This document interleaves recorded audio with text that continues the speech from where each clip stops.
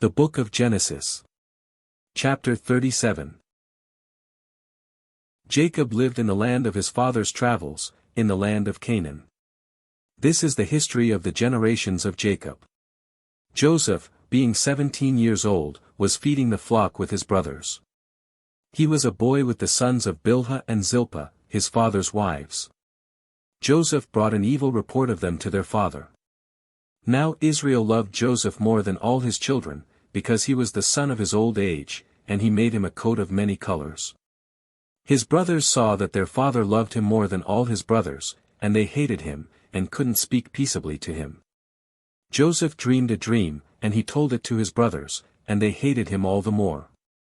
He said to them, "Please hear this dream which I have dreamed, for behold, we were binding sheaves in the field, and behold, my sheaf arose and also stood upright, and behold, your sheaves came around, and bowed down to my sheaf."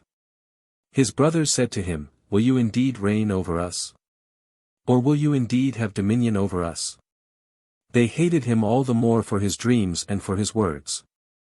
He dreamed yet another dream, and told it to his brothers, and said, "Behold, I have dreamed yet another dream, and behold, the sun and the moon and 11 stars bowed down to me." He told it to his father and to his brothers.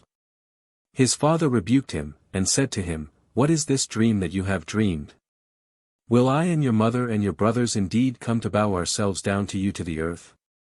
His brothers envied him, but his father kept this saying in mind. His brothers went to feed their father's flock in Shechem. Israel said to Joseph, "Aren't your brothers feeding the flock in Shechem?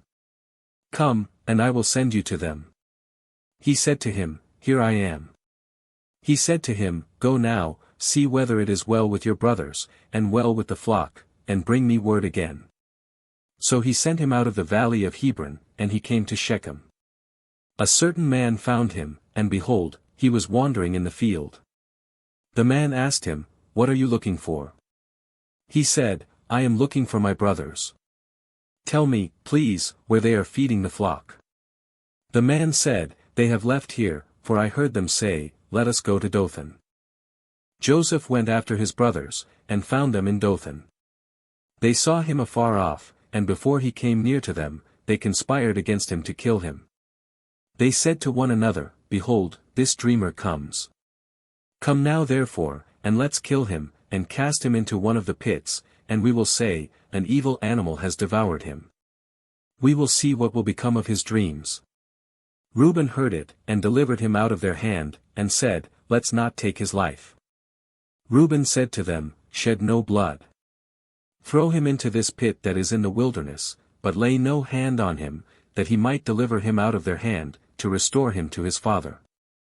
When Joseph came to his brothers, they stripped Joseph of his coat, the coat of many colors that was on him, and they took him, and threw him into the pit. The pit was empty. There was no water in it.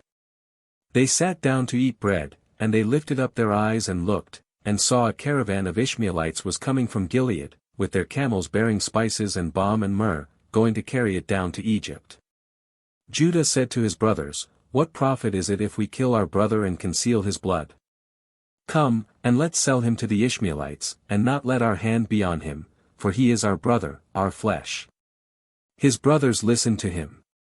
Midianites who were merchants passed by, and they drew and lifted up Joseph out of the pit, and sold Joseph to the Ishmaelites for 20 pieces of silver. They brought Joseph into Egypt. Reuben returned to the pit, and saw that Joseph wasn't in the pit, and he tore his clothes. He returned to his brothers, and said, "The child is no more, and I, where will I go?"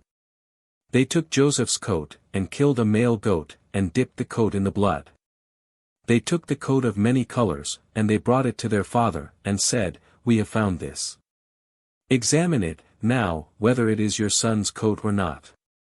He recognized it, and said, "It is my son's coat. An evil animal has devoured him. Joseph is without doubt torn in pieces." Jacob tore his clothes, and put sackcloth on his waist, and mourned for his son many days.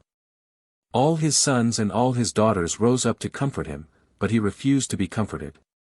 He said, "For I will go down to Sheol to my son mourning." His father wept for him.